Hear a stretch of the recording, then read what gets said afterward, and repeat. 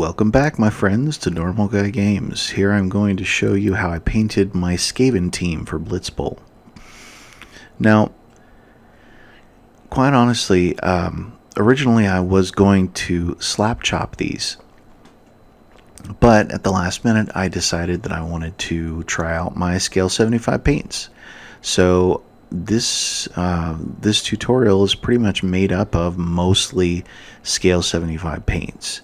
The only other paints I used here were a couple of Citadel paints, Mournfang Brown, Lead Belcher for the metal, and I also used a couple of washes. I'm out of the Games Workshop Purple Wash, so I ended up using Army Painter. It was a little darker than I wanted it to be, honestly, but it's not bad. I ended up using Reikland Flesh Shade and Agrax Earth Shade for the rest of everything, along with some Grass Flock. So, starting off with the Scale 75 paints, I'll be honest with you, they really do go on smooth. It's actually quite surprising because at first I sort of only kind of wanted to just slop some paint on there and be done with it, but I realized that I kind of wanted to try blending a little bit. So I ended up using Cork Brown. It's actually part of the set I got called Charmed from the Scale 75 Kickstarter. So it comes with Cork Brown, it comes with pale skin, and pastel pink,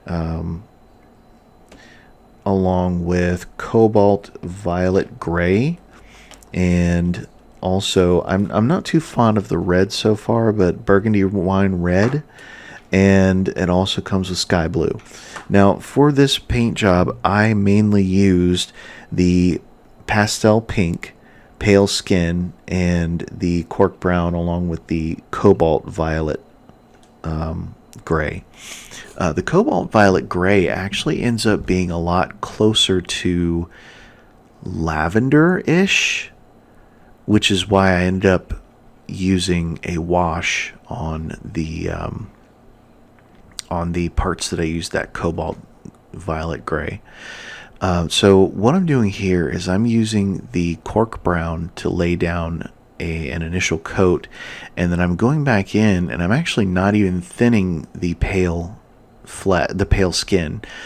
I'm actually just painting it on the model, directly onto the cork, like mixing it on the model. Now these paints are heavy body acrylics, and this is this is definitely my first foray into trying to wet blend on the model with the heavy pigment acrylics, the heavy body acrylics.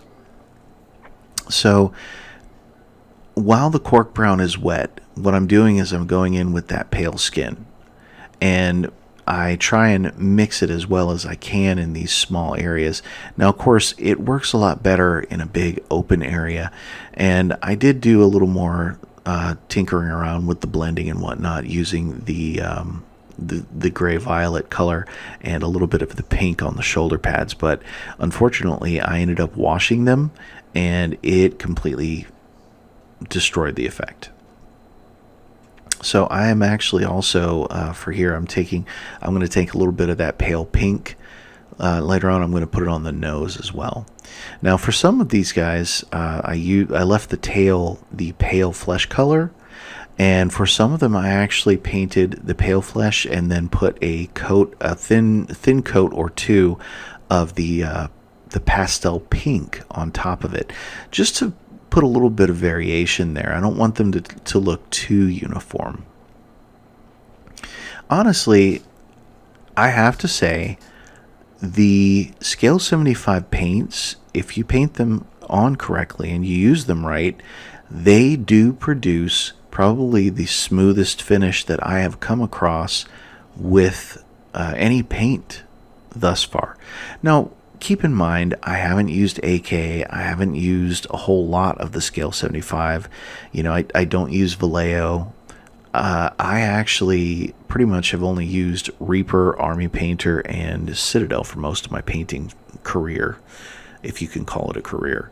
But I ended up actually not liking Army Painter paints very much. Sorry about that, Army Painter, but I just kind of have a hard time getting the Army Painter paints to function like I'm supposed to, even when you shake the crap out of them. So I mean, that is definitely a thing. Now, as you can see here, I did have a little bit of issues with the focus. I had the model in the wrong location, but what you see me doing here is going back between the pastel pink and the gray violet color, and just going between the two of them to mix the colors together and blend a little bit.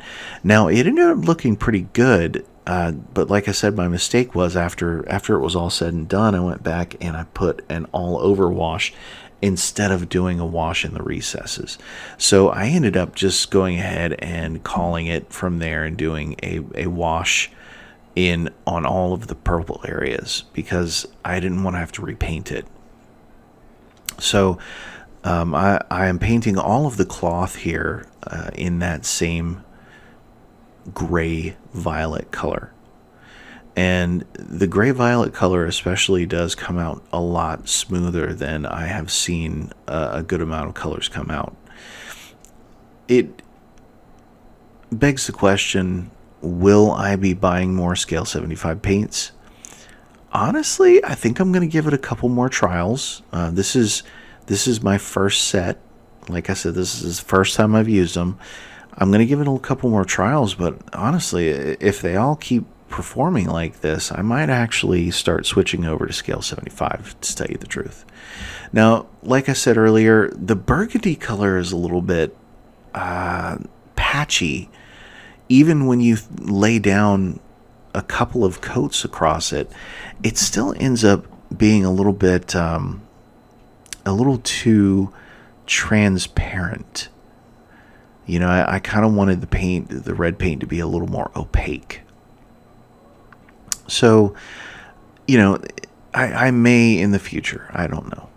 So as you can see here, what I'm doing is more blending, and I'm trying to blend that pale flesh into not only their muzzles, but into their fingers and hands as well.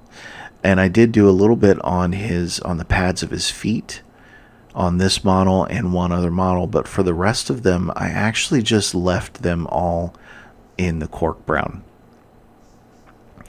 But I mean, in the end, it did turn out, quite honestly, it turned out pretty good for most of the blends. So the only other thing that I can say about the Scale 75 paints is this: make sure when you're using them that you give each layer enough time to dry. I have several times now gotten overzealous, and I put some more paint on my brush, and I go in and I start painting another layer, and I completely rip the paint off of that layer and have to, you know, douse the area in water, rip all the paint off, and start over again. And unfortunately, that's what happened with Armin when I painted him up. On his leg, you can tell quite clearly where the paint ripped off, and I had to actually just paint right over top of it.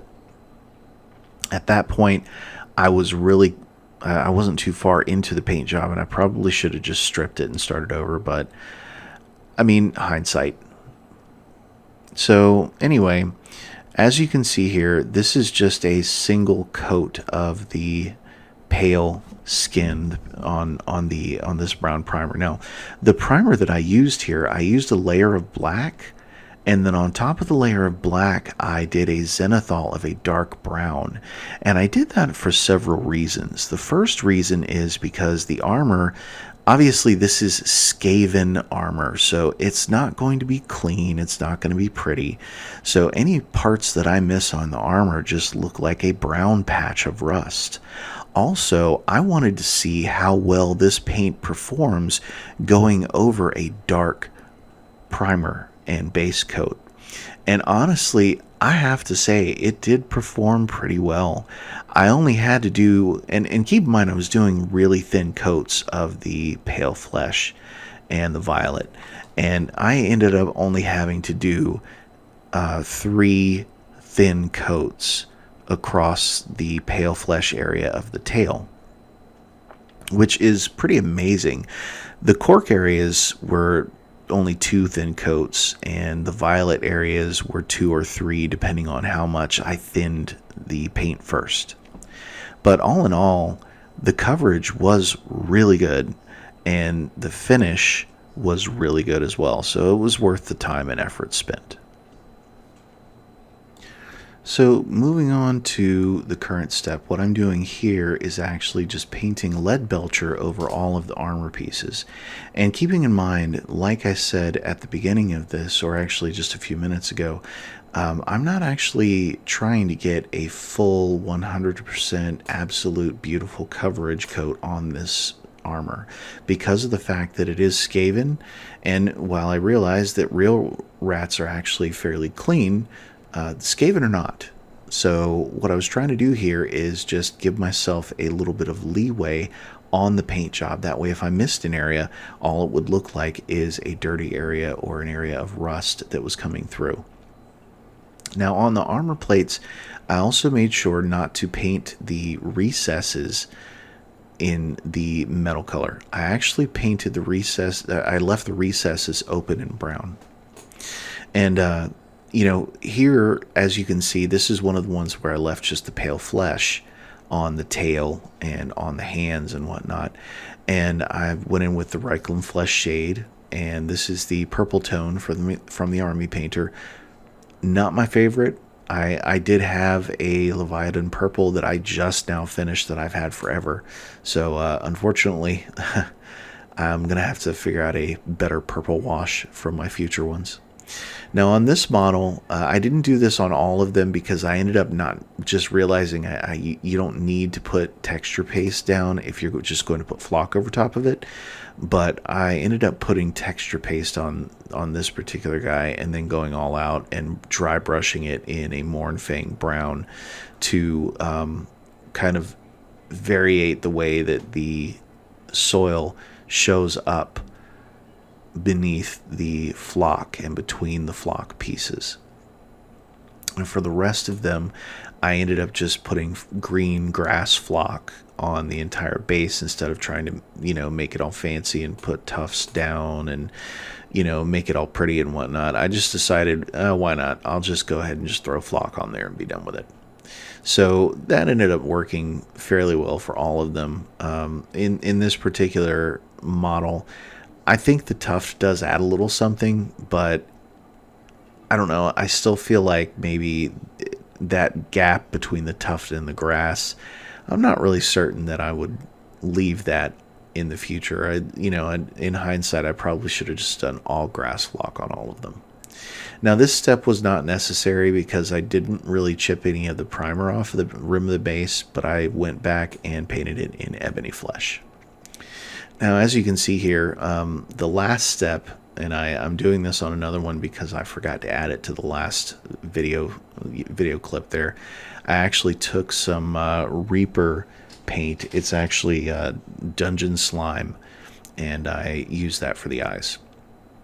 So as you can see here, this is the fully painted team, looking good, ready for Blitz Bowl, and once I paint the other 6, then they will also be ready for Blood Bowl. So anyway, please like and subscribe, and once again, thank you for watching. I really appreciate it.